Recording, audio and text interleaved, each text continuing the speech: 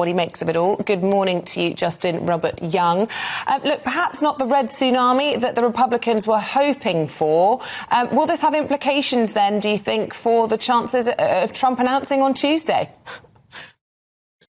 Well, I would certainly believe so. Not only was this not a red tsunami, but as it's being said on Twitter, it turned into a bit of a red wedding from Game of Thrones. This is not exactly the margins that the Republicans were hoping for.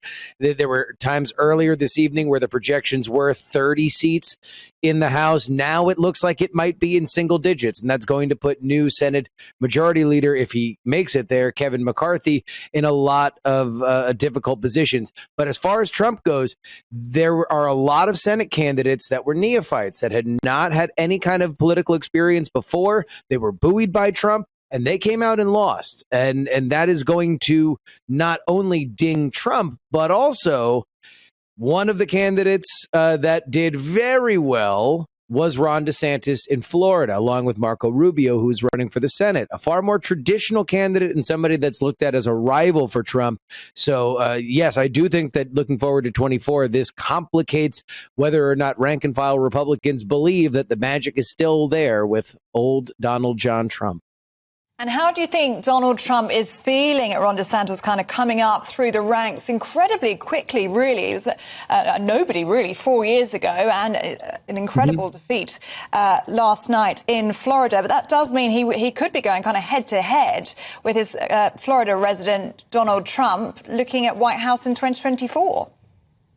That's exactly right. 4 years ago, Ron DeSantis barely won the governorship of Florida on the back of things like a commercial where he was reading to his small child how to build a wall because he wanted to show how sufficiently enthralled he was with Trump. And then now, not only does Ron DeSantis do things that in Florida politics is very, very rare, including turning Miami-Dade County, which is the stronghold of liberal support, red in this election, but also Trump is feeling the heat from behind. He called Ron DeSantis Ron DeSanctimonious at a rally a few days ago. So there is no doubt there will be a showdown. The question today that did not exist yesterday is now the conventional wisdom seems to be that Ron DeSantis might be the safer pick. And that was not on the lips of many Republicans 24 hours ago.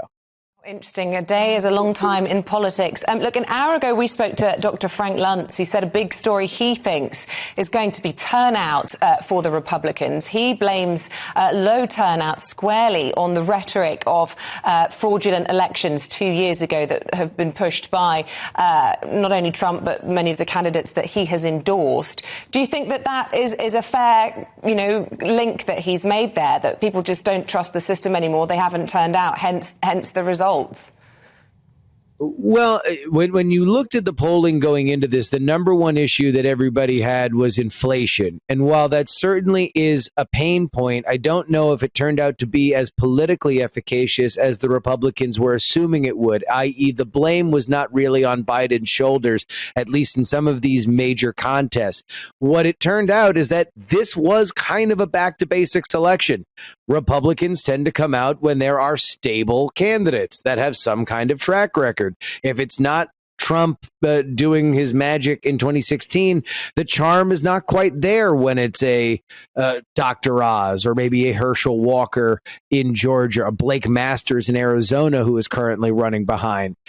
On the other hand, the Democrats found one of their bread and butter issues that's been a winner for them for decades here in America, and that is abortion. You had the Supreme Court overturn the Roe versus Wade decision, and now you have a lot of Democrats that want to vote for other Democrats in federal office because the message was that the Republicans would ban abortion nationwide, as it is now in some of the states here. So in a lot of ways, this was a back to basics kind of situation, and I would be curious to see if some of the leadership in the Republican Party, i.e. Mitch McConnell in the Senate, doesn't try to look at this as an instructive lesson.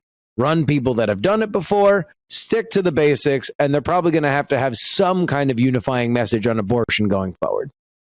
And Justin, all eyes right now will be on the state of Georgia, which is very, very close, probably too close to call right now. Raphael Warnock right now is on 49%, Herschel Walker 48.5%. Looks like it could be a runoff there.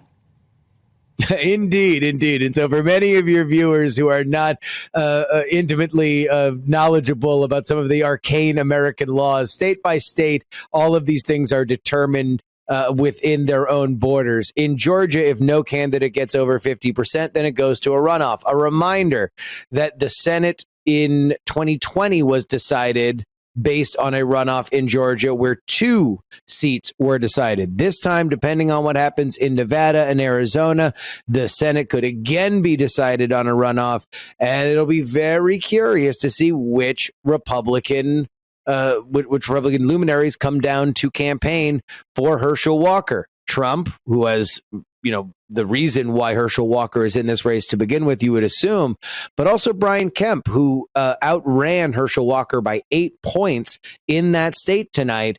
He has kept an arm's length distance from Herschel Walker. You have to wonder whether or not, now that his race is settled, he will want to show up for him going forward. But it's going to be a nail biter because that is an extraordinarily close race. Really interesting. Great analysis. Justin Robert Young, host of the Politics